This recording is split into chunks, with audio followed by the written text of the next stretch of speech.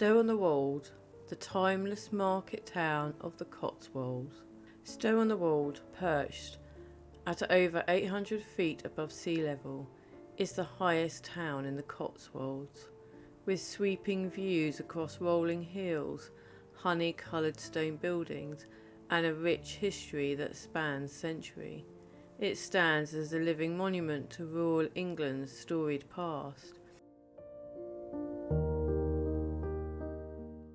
The origins of this market town can be traced back to ancient times.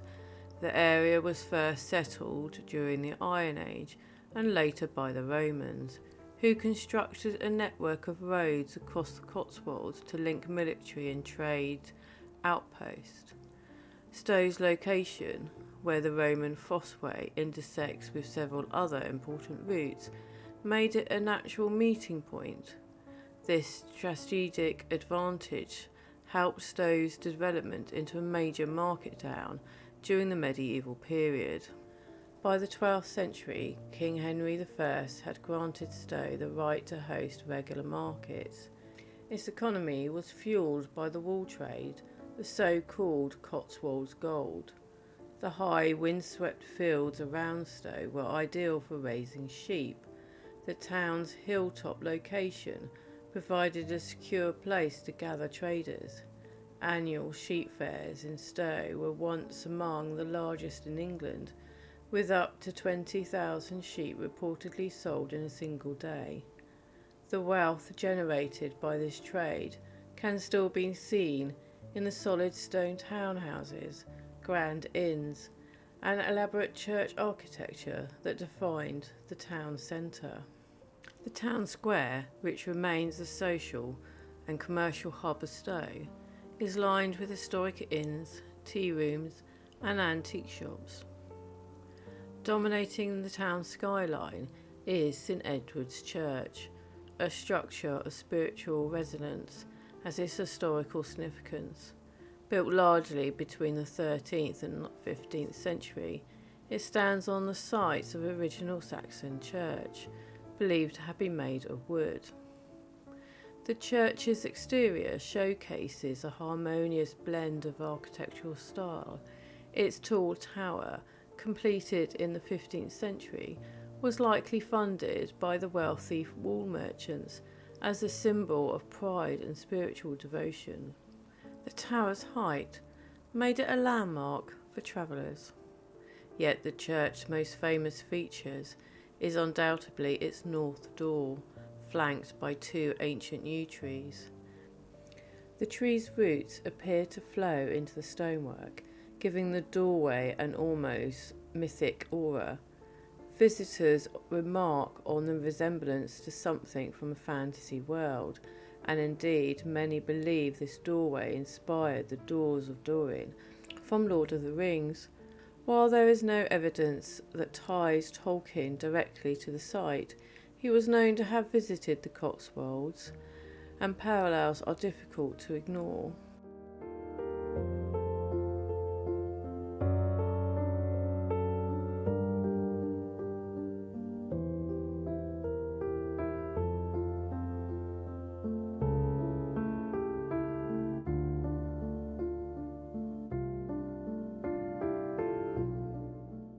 King Charles I of England, born in 1600. He ascended to the throne in 1625 following the death of his father. Charles strongly believed in the divine right of kings, the idea that monarchs were appointed by God and accountable only to him. This belief put him at odds with Parliament, especially over issues of taxation. His decision to rule without Parliament for 11 years, a period known as the Personal Rule, 1629 to 1640, deepened tension. During his reign, Charles also tried to enforce religious uniformity across his kingdoms, particularly through the Anglican Church. These efforts sparked outrage, especially in Scotland, where his attempts to impose the English prayer book led to the bishop's wars, further straining his authority. conflict between Charles and Parliament eventually escalated into the English Civil War in 1642. The war pitted the Royalists, who supported the king, against the Parliamentarians led by figures like Oliver Cromwell. By the spring of 1646, the king's remaining field armies were disbanding, but Charles I clung to the hope of rescue by foreign forces. If Lord Astley could fight his way to Oxford from the west, the king might be able to hold out until then. Astley's eastward march was halted north of Stow in March 1646, when his 3,000-strong force was confronted by a smaller parliamentary army. The battle commenced, but the parliamentary army won. After the battle, hundreds of Royalist survivors were marched into the town. Many were imprisoned inside St Edward's Church. According to local law, the floor of the church ran red with blood, and some townspeople still speak of uneasy feelings or ghostly presence in the building, whispers of its dark past.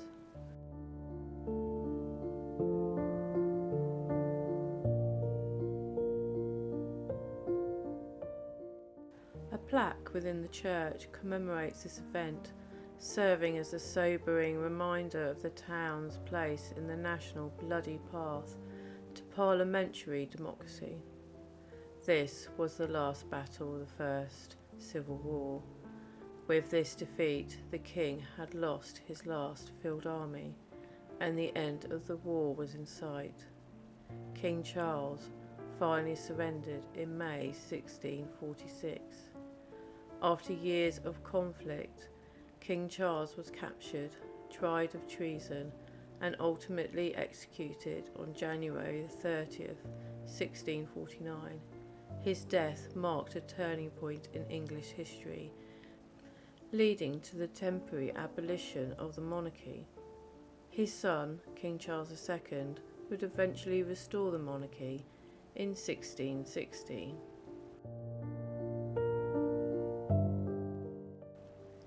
Inside the church is a peaceful haven. The nave features a carved wooden ceiling supported by stone pillars, while light streams through the beautiful crafted stained glass windows, some of which date back centuries. Memorial plaques and tombs line the walls, marking the final resting places of noble local farmers and community figures. The combination of Gothic architecture and centuries-old craftsmanship imbues the space with quaint reverence. Despite its deep historical roots, Stow-on-the-Wold remains a vibrant and welcoming town. It's particularly beloved by visitors seeking the tranquil charms of the English countryside. The town's many inns and pubs, some dating back hundreds of years, offer cosy accommodation and hearty local fare. Each year, Stow holds seasonal fairs, farmers' markets, and arts events that bring the community together. The legacy of this great sheep fairs lives in a smaller but symbolic rich form.